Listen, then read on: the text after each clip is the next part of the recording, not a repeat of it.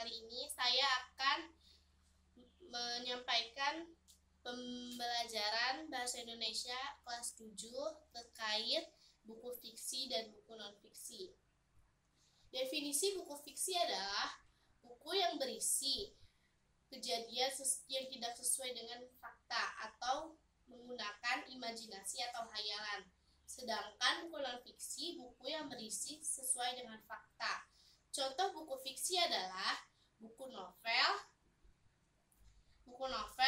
komik, cerpen, dan lain-lain.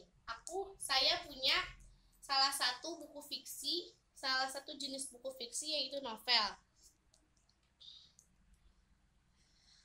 Dan buku fiksi juga punya unsur-unsur tertentu. Yang pertama, ada tema, ide pokok cerita.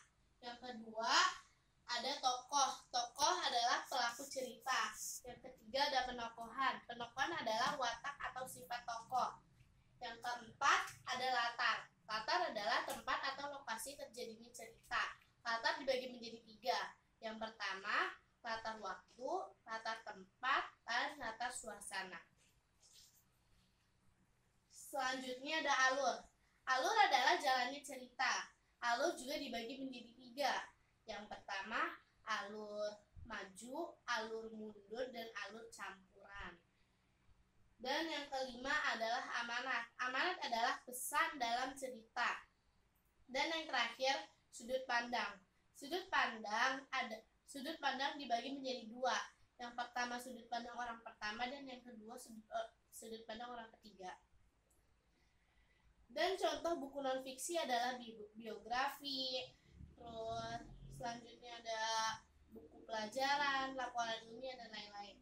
Di sini ada salah satu buku biografi, buku sejarah hidup Nabi Muhammad SAW. Terus juga ada buku Umar bin Khattab.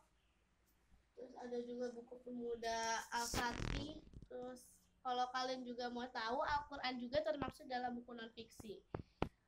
Buku non-fiksi juga ada unsur-unsur tertentunya. Yang pertama, cover buku. Yang kedua, rincian subbab buku. Yang ketiga, judul. Yang keempat, isi buku. Yang kelima, bahasa. Dan yang terakhir, cara menyajikan buku. Manfaat mempelajari buku fiksi dan non-fiksi itu, yang pertama, buku fiksi. Manfaatnya itu untuk melatih imajinasi kita. Dan yang kedua, buku non-fiksi untuk menambah wawasan. Untuk lebih memahami buku fiksi dan non-fiksi, ada metodenya. Metodenya SI3R. Yang pertama, survei. Survei adalah meneliti, memeriksa, dan mengidentifikasi teks. Yang kedua, ada question, yang adalah menyusun daftar pertanyaan dari relevan dari teks. Yang ketiga, read. Read membaca teks secara aktif untuk mencari jawaban atas pertanyaan yang telah disusun.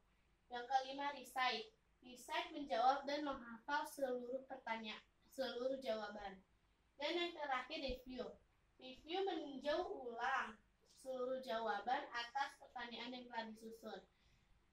Sekian dari saya.